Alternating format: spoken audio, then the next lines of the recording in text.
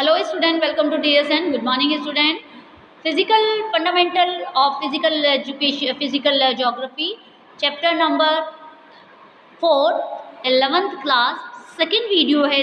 उसके अंदर मैंने आपको कॉन्टिनेंटल ड्रिफ्ट थ्योरी के बारे में पूरा बताया। जब तक आप वो नहीं देखेंगे ये वीडियो आपको समझ नहीं आएगा। उस वीडियो के अंदर मैंने आपको बताया प्रीवियस वीडियो में कि कॉन्टिनेंटल ड्रिफ्ट थ्योरी जो दी गई है अल्फ्रेड वेगनर के द्वारा, उसकी क्या क्या एविडेंस है, वो एविडेंस मैं कंप्लीट कर रही हूँ। मैंने 2 एविडेंस आपको कंप्लीट करवा दिए हैं। थर्ड है, सॉरी 3 करवा चुकी हूँ, 3 करवा चुकी हूँ। 4th है ये प्लेशियर डिपॉजिट। जो डिपॉजिट है उसके द्वारा हम कैसे पता चला सकते हैं। So the occurrence of rich placer deposit of gold in Ghana.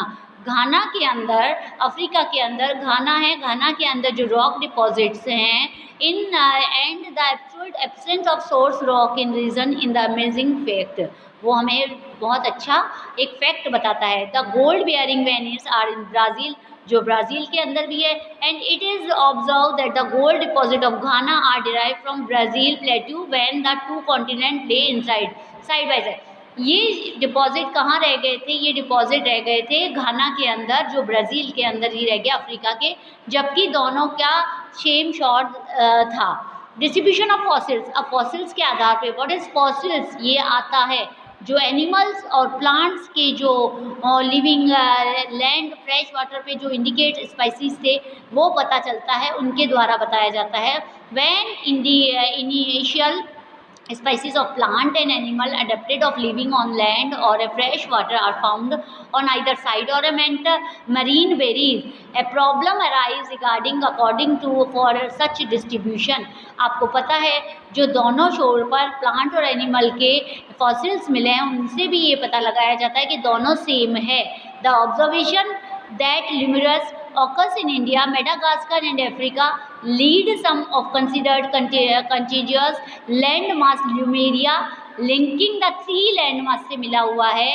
Mesozoic was a small reptile adapted to short back-based water.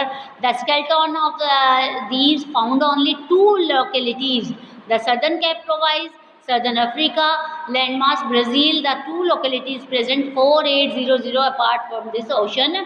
So next आता है force for drifting.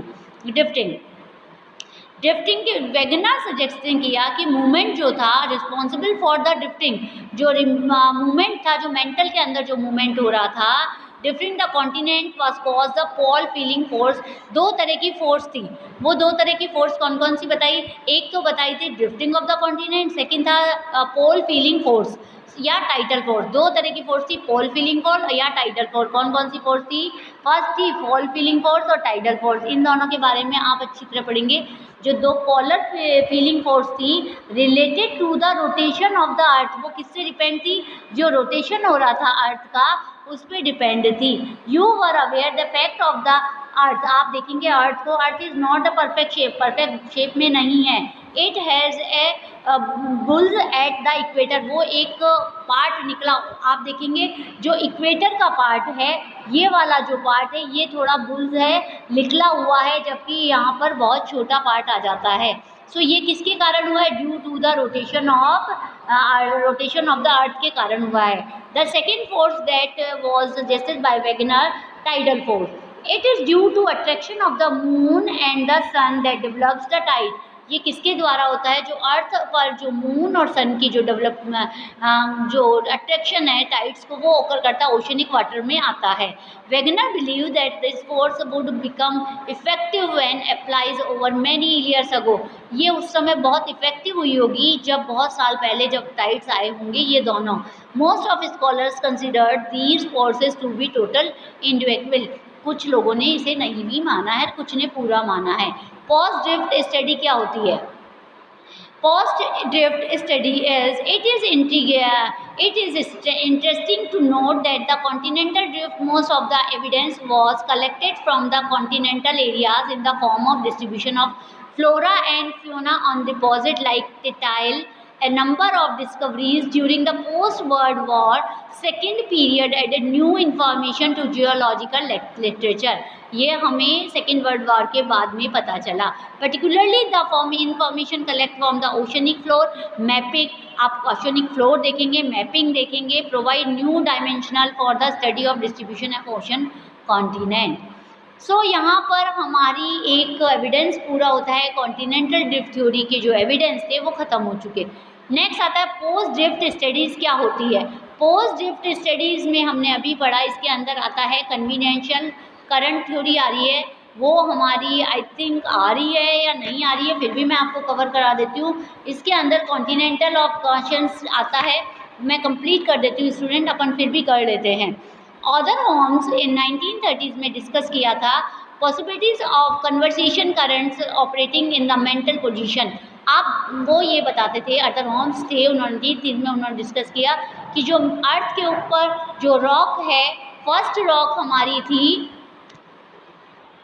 So student, हमने कॉन्टिनेंटल ड्रिफ्ट थ्योरी तो कर ली है. अब आता है post drift studies. Post drift studies क्या होती है, इसके बारे में मैंने अभी बताया कि टिटाइल वगैरह हमारे को कॉन्टिनेंटल ड्रिफ्ट के जो एग्जाम्पल्स मिले हैं हमें, जिनके द्वारा जो एविडेंस मिले हैं, उनसे हमने काफ़ी कुछ पता लगाया.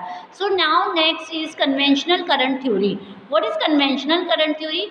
Author Holmes in 1930 discuss the possibilities of conversation current operating in the mental portion. आपने उसने ऑर्थर होम्स थे, उन्होंने 1930 में उन्होंने डिस्कस किया, पॉसिबिलिटीज़ थी कि जो मेंटल पोर्शन है अर्थ का, these currents are generate due to radioactive elements causing.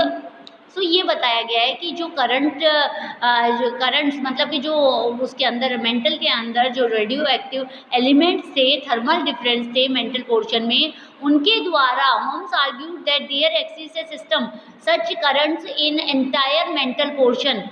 This was an attempt to provide an explanation to issue the force. वही था हमारे को, उसने फोर्स से जो हुआ on the basis of fundamentally scientist discarded the continental drift theory. उन्होंने इसी आधार पे बनाई. अब उसको किस तरह से देखा गया, उनके क्या एविडेंस है? Mapping of the floor, ocean floor को देखा उन्होंने. Detailed research of ocean confliction revealed that the ocean floor is not just a vast plain but it is full of relief. ये वास्तव में अलग अलग तरह के रिलीफ से मिले हुए हैं. ओशन हमेशा एक सा, आपने देखा होगा ओशन के अंदर भी चट्टानें हैं, रॉक्स है और गर्थ है नीचे. Explanation of map ocean floor is post world war में पीरियड में बनाया गया. वो डिटेल पिक्चर बताता है ओशनिक रिलीफ्स की, जो इंडिकेट करता है एक्सटेंट ऑफ सबमरीज है वहाँ पे, माउंटेन रेंजेस है, as well as deep trenches भी वहाँ पर है. Mostly located closer to the continental margins. The mid-oceanic range were found on the most active in the term of volcanic eruption.